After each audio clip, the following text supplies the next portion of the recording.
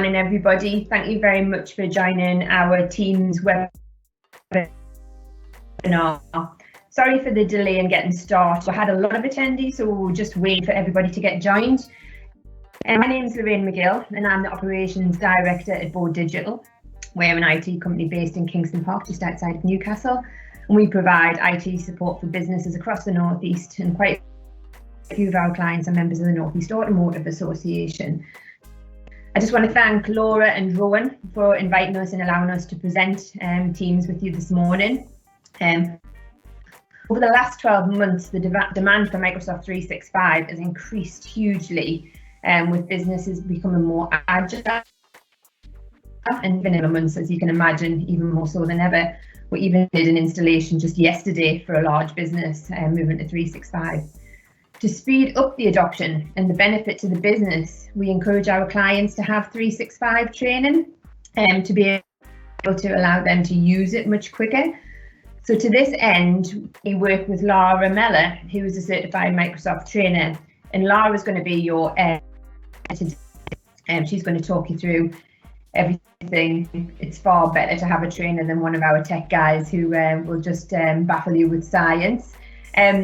We're going to go through some hints and tips with you. You will be able to ask questions. There will be a slight bar in a webinar environment, but please feel free to ask any questions. We've also got David, who is one of our senior engineers on the line as well, and he plans to answer any technical questions that you've got regarding 365 itself. So I'm just going to hand over to Lara now, who's going to talk you through Teams. Thank you. So I'm Lara Mellor from Lara Mellor Training and Consultancy, and as Lorraine said, I've basically been training for quite a long time now, over 20 years, and I'm a Microsoft certified trainer. Okay, but this is to do with Teams and team meetings. Okay, so we're going to have a look at how you can set up a meeting, some ideas about sort of meeting etiquette in general. The difference between attendees and presenters, how the conversation window works and what you can use it for, screen sharing, meeting notes, because you can actually work with meeting notes with Microsoft Teams. We'll talk about background effects, how to record a meeting, because you might want to record it to look back on later. And also some new features that you probably haven't got yet. So Microsoft Teams, with COVID and everything that's happened, they have pushed things through far more quickly than they ever planned. So there are a whole host of new features that are due to come out over the next month or so. So depending on how your setup will depend on when those push through to you, but be prepared to see some changes. Okay, nothing radical, but just some nice changes that will make your life a little bit easier.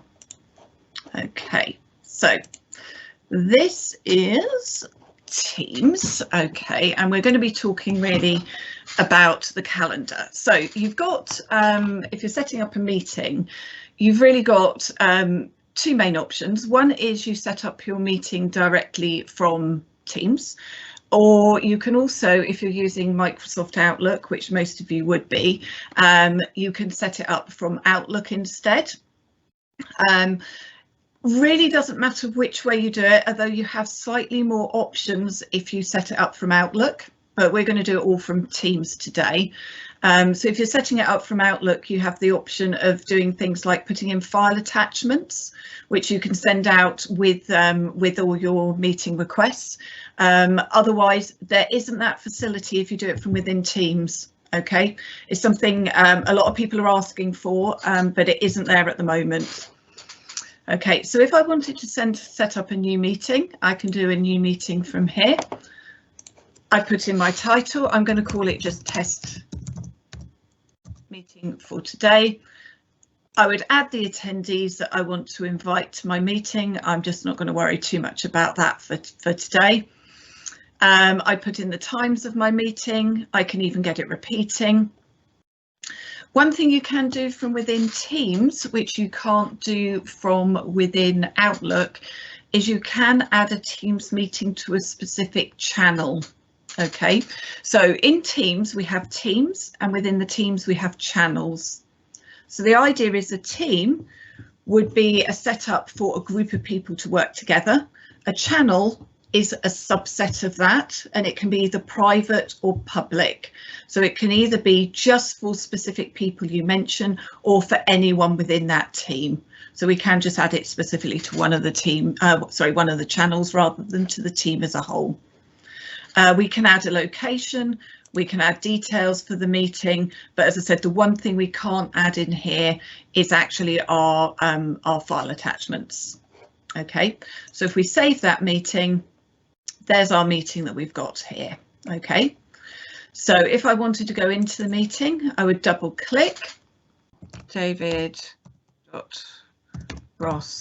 at, is it Bowe, Bowe, where do we go from there, David?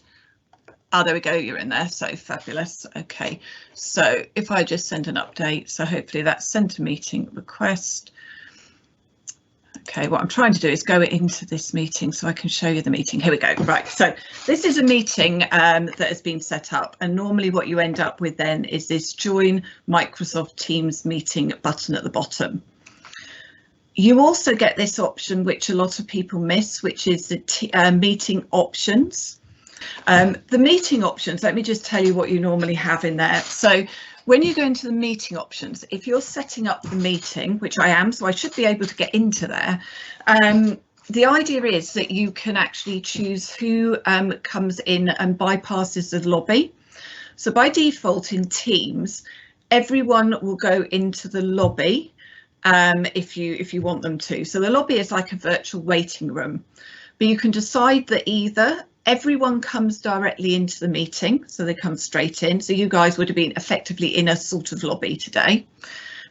Or you can have people from your own organisation go directly into the meeting, but everyone else stays in the lobby. So you could have like almost a pre-meeting meeting to discuss what you're going to discuss with external people, for example.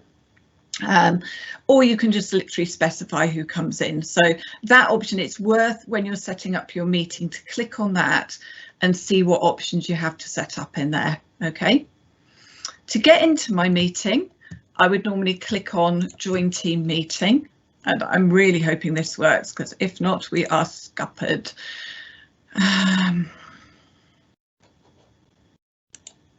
David, how do I get it to go into this meeting? Because it's just not doing anything. I should just be able to click on it and go into the meeting, which is what I'm trying to do. That may not let you join into that with you being joined into the live event. So that will theoretically do exactly what we're in now. Right, this meeting is slightly different because it's actually a live meeting rather than a standard meeting. Okay, so this is what you would get normally when you go into a meeting. So you'll see the people who are in the meeting, and when you move your mouse, you'll see this little toolbar that pops up. Yours will look slightly different if you're in a normal meeting rather than the live meeting that we're actually in here today. So down at the bottom, we have the option of turning the camera on and off, the mute on and off.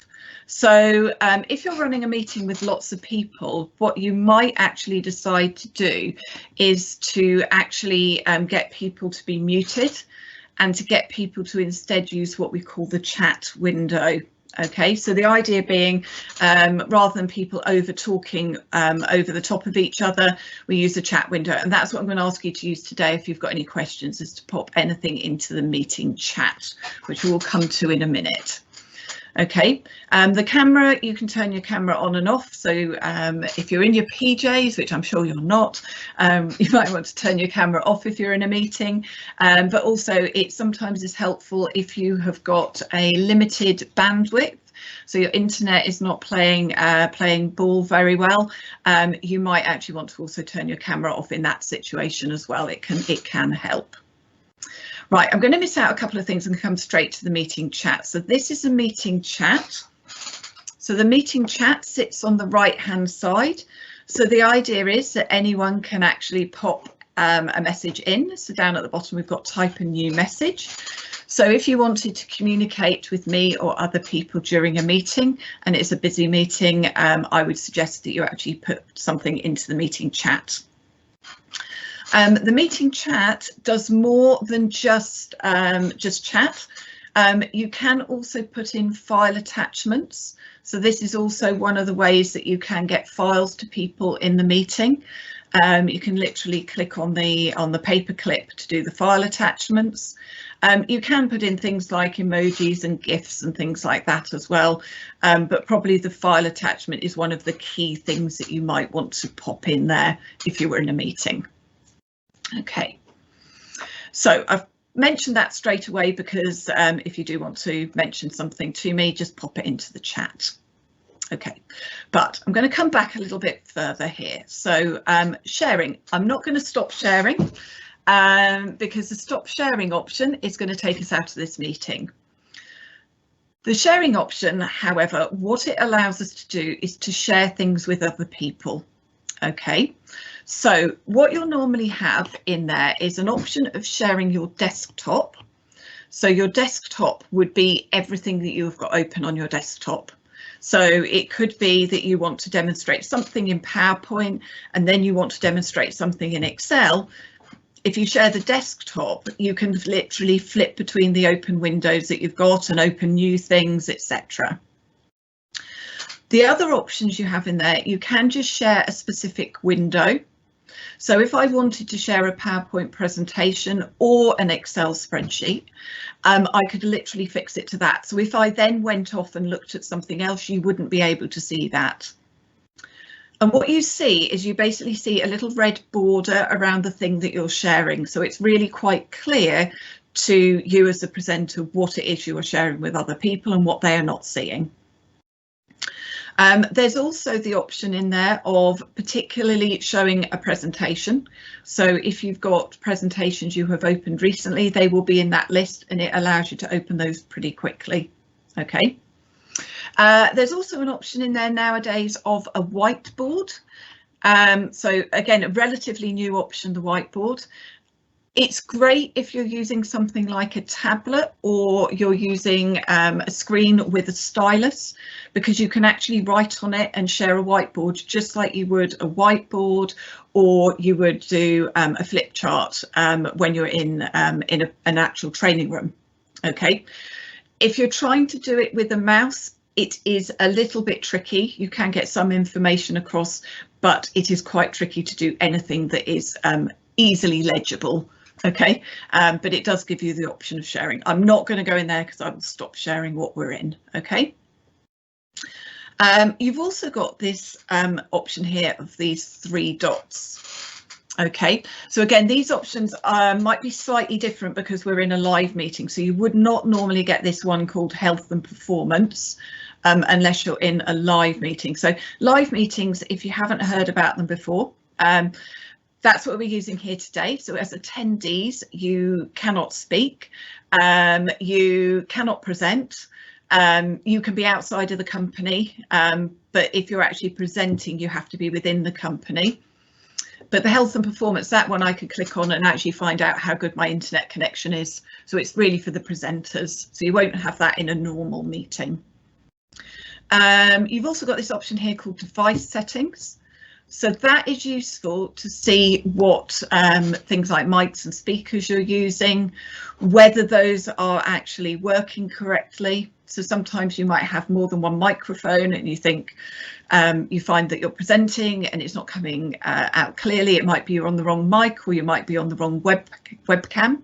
So it's worth, if you are running a presentation and anything is a problem the other end, I would take people in here and ask them to have a look at those settings after I've asked them about the camera and the mute first.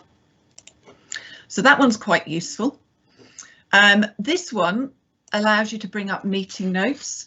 So actually, while you're in the meeting, you can actually take notes and they get added when we're finished to the meeting chat. So you can literally start taking notes in here. Come on, roll through. Okay, and literally you can put in new sections, and this is literally like notes, so you can just pop information in there. So that's your notes. We've also got an option here of entering full screen. I'm not going to do that one. This next one down, background effects. Okay, you might have in there blur background, or you might have background effects. It depends on how up to date your version of Teams is. So until a few weeks ago, there was only ever the option of blurring the background. So the idea is, rather than you seeing the background that I've got behind me, I could blur the background. So that's how it comes up blurred. Okay, so if you've got any personal stuff, or even if you're in the office and you've got maybe a board up with some information on there that you don't want to share with people, it blurs the background. But you've also got some other pre-set up backgrounds that you can use instead. So these are quite nice.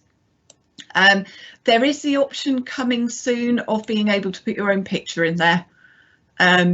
It can be done at the moment, but you have to know exactly where to go and store a picture file, and then it adds it to this list. So it's not a sort of standard option there at the moment, but there will be an option coming through. I think it's in the next month or so, of you to be able to upload your own pictures in there, like you can get with some of the other applications.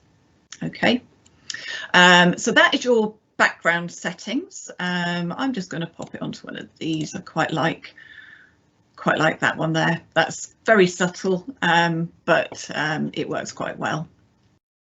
Okay, so that's your background settings. Can also bring up a keyboard. This option here is normally available to start recording. That is normally available if you are running a normal meeting. And you are the meeting organizer, or you are a presenter. So the idea is that you can start recording and record the meeting that takes place. It actually stores it in something called Stream, which is another one of the apps that you get with Office 365. Think of it as like being a YouTube for business, or a YouTube for Office 365. Okay. Literally it starts recording, and then at the end of the meeting you come back in here and you stop the recording. It will take a little bit of time to load up, but it will also come and sit in your meeting chat, so you've also always got access to it from there as well. Okay.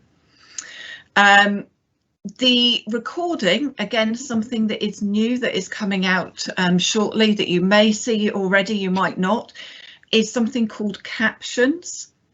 So the idea is that you can actually have captions coming up. So as you're speaking and as you're recording, it's recording captions along with your video. So I was speaking to somebody the other day, and they said that they were running a meeting with somebody who was actually deaf.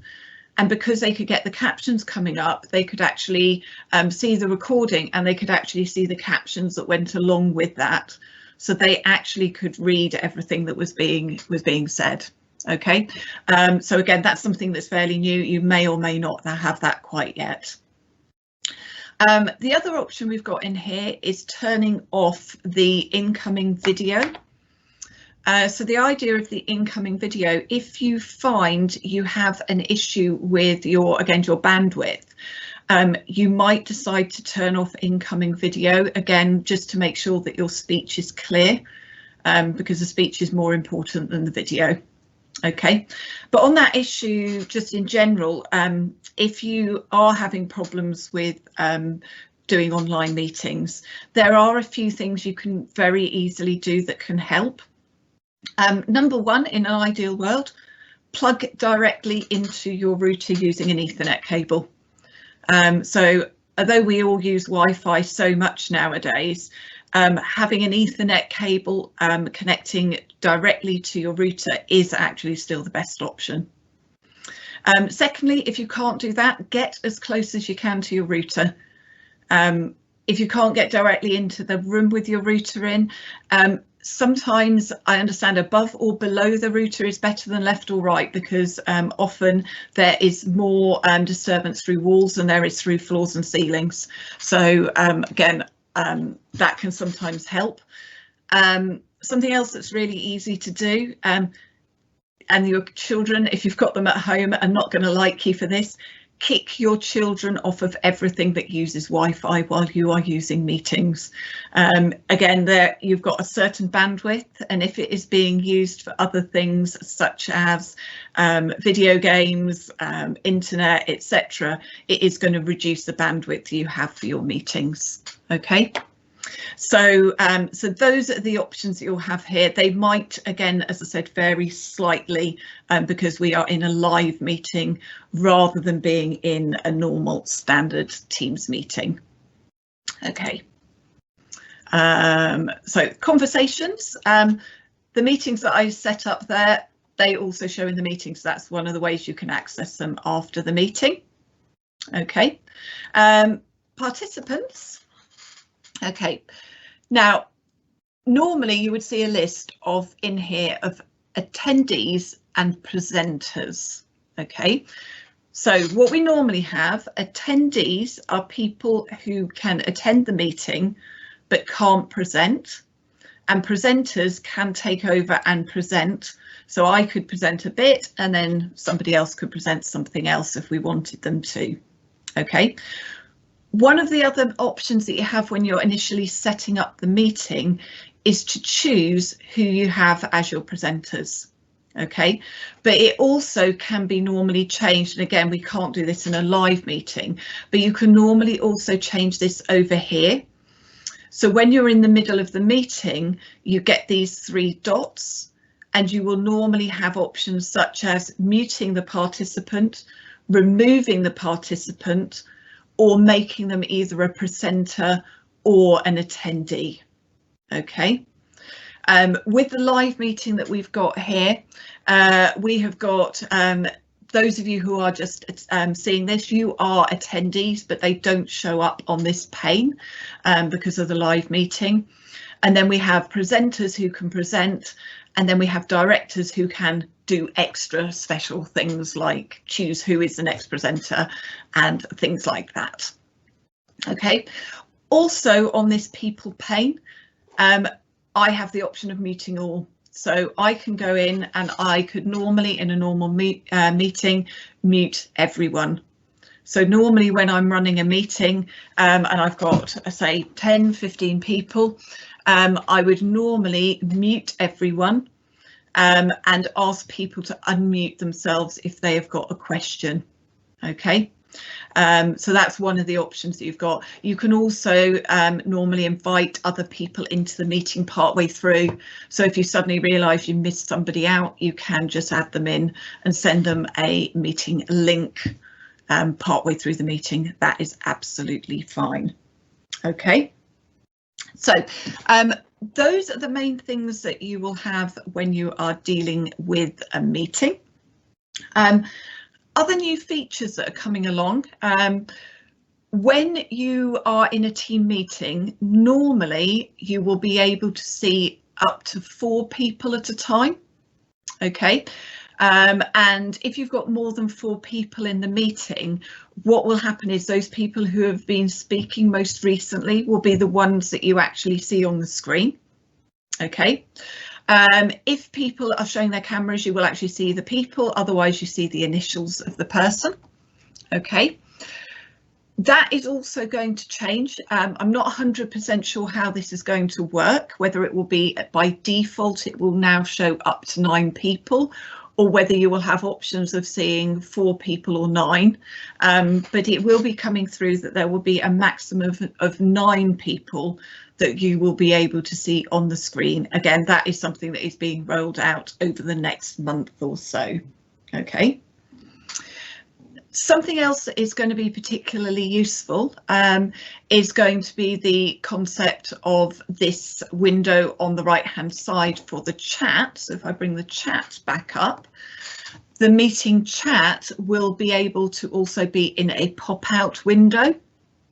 Okay, so one of the issues that I would have at the moment as a presenter is if I'm presenting and I've got, say, my PowerPoint presentation up, it hides everything behind, so it hides my meeting chat, it hides everything I've got going on in Teams.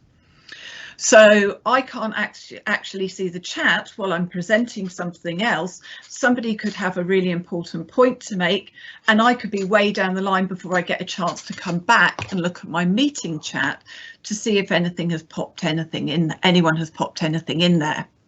Okay. The way you can get around that at the moment, if you've got two screens, it's great. You can actually bring up a second screen, so you can be effectively doing your presentation, showing your Excel screen on one screen and have Microsoft Teams set up on the other, which is great if you have access to two screens, sorry. However, the majority of people who are working from home at the moment, unfortunately, don't have that option.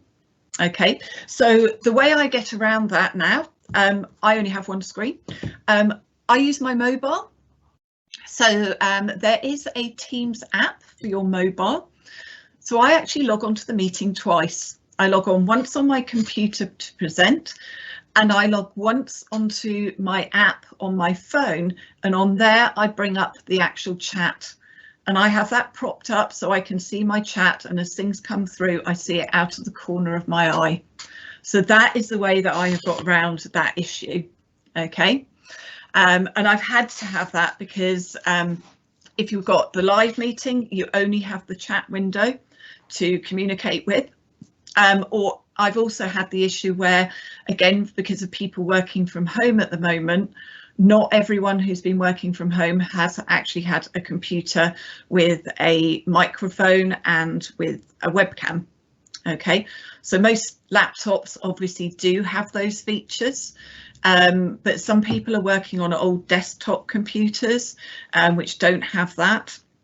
And getting hold of webcams, if any, and microphones, if any of you have tried that over the last few months, it's like gold dust getting hold of those. So the only way that people have been able to communicate with me in a meeting has actually been through the chat window. So I've had to be able to really see that chat window all the time while I've been presenting. Okay, so those are really the key things to be aware of. As I said, we're in this live chat, so if you're setting up a meeting, you might have the option of meeting, and then it's got a drop down option of a live meeting.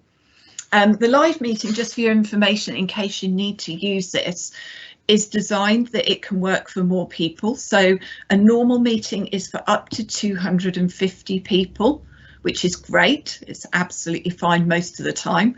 But the live meetings are up to, I understand, 10,000 participants.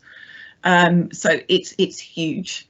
And it is designed more that there are going to be a lot of people who are going to be watching the actual seminar rather than actually be participating in it. So, as I said, the default is that most people will have been sent a meeting link to these, which you guys would have got today, which is a link to you coming in as an attendee. So you can't actually talk, you can't present. It is purely an attendees link.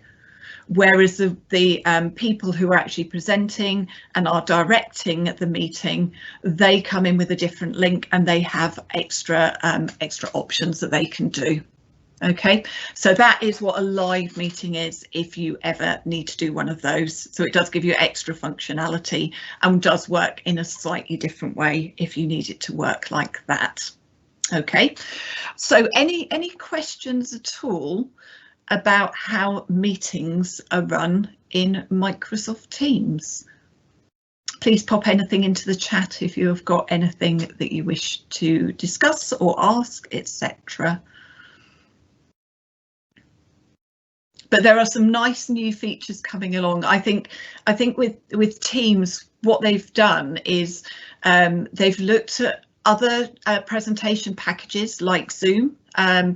and Zoom has got a lot of different features, but it was originally designed for a different target audience. It was designed for large seminars and things like that, whereas Teams was designed initially more for internal communication within a company, so smaller groups of people, more in-depth conversations and presentations. So I think what's happened, because a lot of companies are using it in a different way, because people are working from home a lot, they've come up with some of the concepts that that Zoom is using and brought them on board because people have requested them. And I know some of these were due to be pushed out quite a long way into the future. I think they were going to drip feed these options to us. To keep us interested in the new features that are around, because there's so much new stuff coming out all the time with Office 365. It's just phenomenal. But I think because people have needed these features more, they've just pushed a lot of this through really, really quickly. OK, the one thing I'm looking out for is whether they will bring in breakout rooms. People have sometimes asked about breakout rooms in team meetings. No such thing exists at the moment. So a breakout room would be where you can take a group of people and then subdivide them out into groups and then bring them all back in. At the moment, you have to have those set up as separate meetings. So you'd have to say, go out to this separate meeting and then log back into the main meeting at a certain time. Whereas Zoom actually is designed to be more sort of intuitive, and it's all part of the one meeting. It really wouldn't surprise me if that comes along at some point, but it isn't there at the moment, if any of you were considering whether you were missing a trick with that. OK, so any questions? I'm not seeing any questions coming up in the meeting chat at all here at the moment. Hi there, it's actually in the live Q&A, just with the live event, it's slightly different for us. Got you. In the live Thank Q&A. you. OK, that's why I'm looking for stuff and I can't see it. Right, OK. Can you see multiple windows of Teams at the same time? So let's start at the top with Craig. I want to watch a live meeting while also using the chat function for people outside the meeting. So with the live meeting, your questions are going, as you said, into the Q&A. So Q&A is like the chat for the meeting. So you should be able, if you are a presenter or a director of a live meeting, you should be able to bring up the chat window. And that chat window, it will flip between the two, unfortunately, but the chat window will be just communication between the directors and the presenters. It won't go out to those people who are actually attendees to the live meeting. I hope that answers your question there, Craig. People outside the meeting or editing a shared document. So again, yeah, it's two separate windows. It will show one or the other. Whether that will change on the live meetings with the idea of a pop-up window, and whether that will be a pop-up window for the Q&A as well, I think we've just got to wait and see. OK. Two full-size windows. Are you talking about the question and answer and chat? Because the question and answer and chat windows are literally pre-sized. You can't make those full size if that's what you're talking about. So you can move into a second screen. OK, split. When you're within your meeting, it does split the meeting into two windows, so you can move to the second screen and then maximise it. Is this talking about the live meeting we're still talking about, Craig, rather than a normal meeting?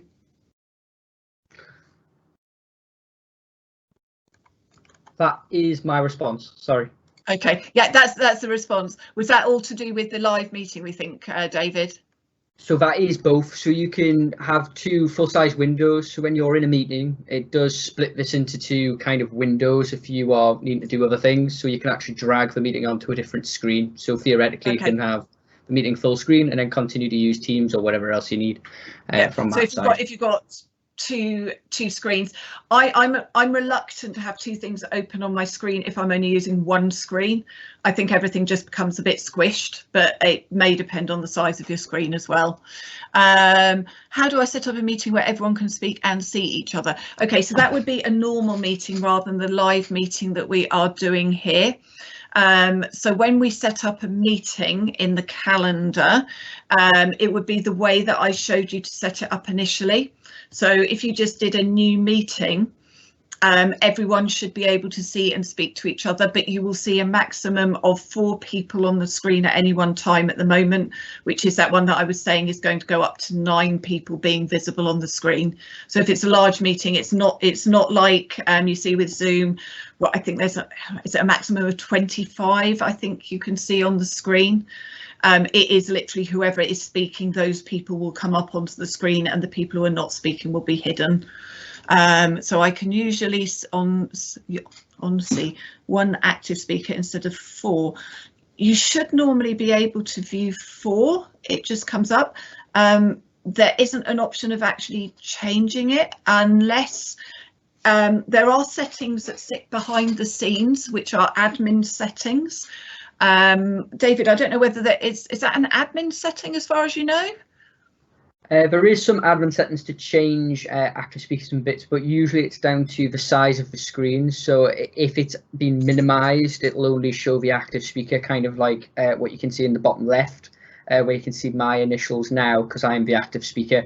And then if Lorraine had spoken, you would see her pop up, as you can see in the bottom left. But if it's maximized, it should usually see 4 as default, but it can be changed. Yeah. Cool, thank you. Because behind the scenes there are a whole load of admin settings that go along with this. Right, Terry, we are all shy. Okay, active speaker on 4. So that would be, Lynn, that would be the size of your screen. Okay, this was based on operating a meeting and working in parallel. So great, Craig, has that question been answered for you now? I'm assuming that's been answered. Any other questions coming up at all?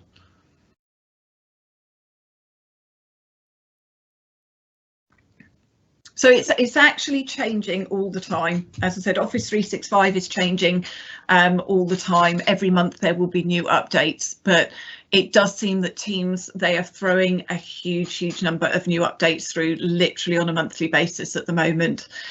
So if you see something new, go have a look at it. The live meetings were, again, relatively new. They've been around, I think, about 6 months now, so they're not they haven't been around for the duration of Teams either, so things are changing all the time. Okay, so if there are no other questions, shall I pass you back to Lorraine? Do you want to just conclude the meeting, Lorraine? Is that all right? Yes, definitely, that's fine, thank you. Thanks, Lara, and apologies for a few little technical glitches. I've said quite a few times, this is a live webinar, and it's very different to a normal Teams meeting, you'll be pleased to know, where you can see the people. We've deliberately hidden all your details as well for GDPR, because we didn't want to be sharing all those that information on the screen. If you've got any questions, any further questions on Teams, or if you've got any questions regarding Office 365 in general, we've got a lot of knowledge there, so please feel free. I'll ask Lara from the North East Automotive to send on my contact details. We do put information on the website regarding 365. We've done previous events, live seminars, not webinars, and we do other product events to keep you in the loop as well. But thank you very much, and again to do this seminar. Hope you have a lovely day and stay safe.